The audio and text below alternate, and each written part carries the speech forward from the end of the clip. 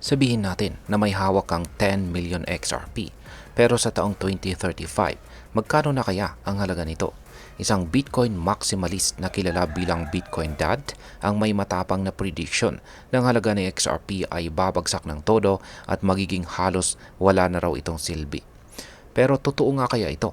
Ano ang basihan ng ganitong prediction? At higit sa lahat, ano po ang epekto nito para sa atin bilang mga Pinoy XRP holders at investors? Kaya yan po ang siyang ating pag-uusapan sa video na ito. Pero bago po tayo magpatuloy, ay nais ko lamang po munang bigyang linaw ang aking disclaimer kung saan ang nilalaman po ng video na ito ay hindi po ito isang financial advice. For education and information purposes lamang po ang layunin nito. Ayan, magiging worthless nga ba talaga itong si XRP? Ayon po kay Bitcoin Dad, pagsapit po ng taong 2035, aabutin daw ng 10 million XRP para makabili lang ng isang 2014 Ford Focus. Sa kasalukuyan, nasa $8,000 ang presyo ng ganitong sasakyan sa second-hand market. Kung tama ang kanyang hula, ang bawat XRP ay magiging katumbas lamang ng 30 digits 8. Isang napakalaking pagbagsak mula sa kasalukuyang presyo nitong $2.40. Ibig sabihin halos wala ng halaga si XRP kung mangyayari ito. Hindi na ito bago. Matagal nang may tensyon sa pagitan po ng mga XRP holders at mga Bitcoin maximalist. Mga taong naniniwala na tanging si Bitcoin lamang ang tunay na valuable o mahalaga na cryptocurrency. Para sa kanila, lahat ng ibang crypto kabilang na po sa XRP ay walang halaga sa hinaharap. Pero may isang malaking problema sa prediction na ito. Maraming analyst ang naniniwalang posibleng tumaas pa ang halaga ni XRP sa higit $10 sa kasalukuyang cycle. Ibig sabihin, maraming eksperto ang hindi sumasang-ayon sa pahayag ni Bitcoin Dad. Yan, Bitcoin laban kay XRP, isang malalim na paghahambing. Ayan, hindi lang si XRP ang tinangkang i-predict ni Bitcoin Dad. May prediction din siya para kay Bitcoin. Ayon sa kanya, pagsapit po ng taong 2035, ang 6.15 na Bitcoin ay sapat na para makabili ng isang M1 Abrams tank na kasalukuyang may halagang $19 million.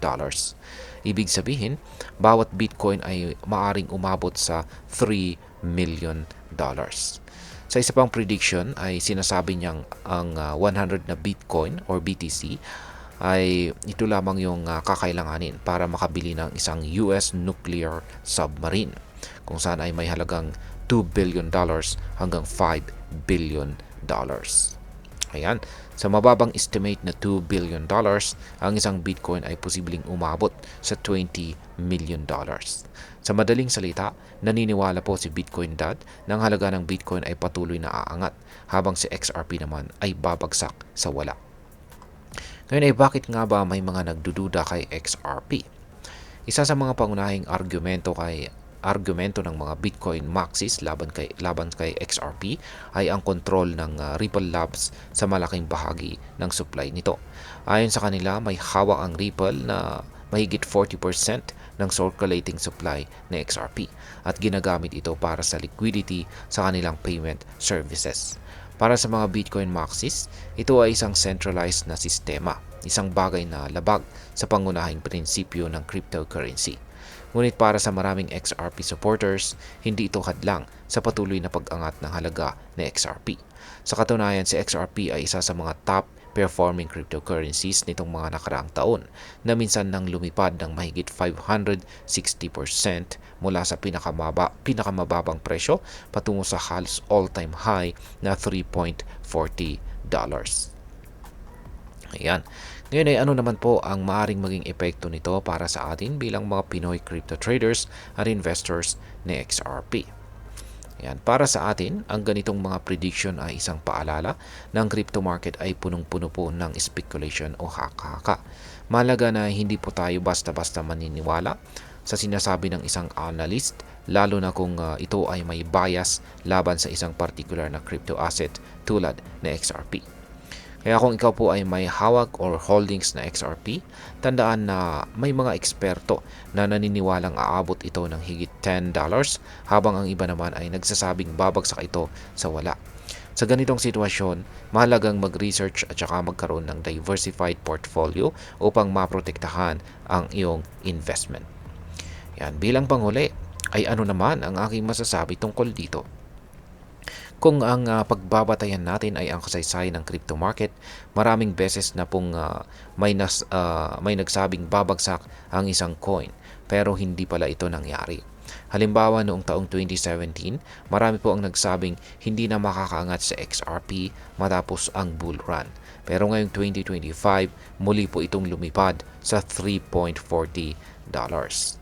Kaya ang bottom line, walang sino man ang makakapagsabi ng 100% kung ano po ang magiging presyo ng isang crypto sa hinaharap.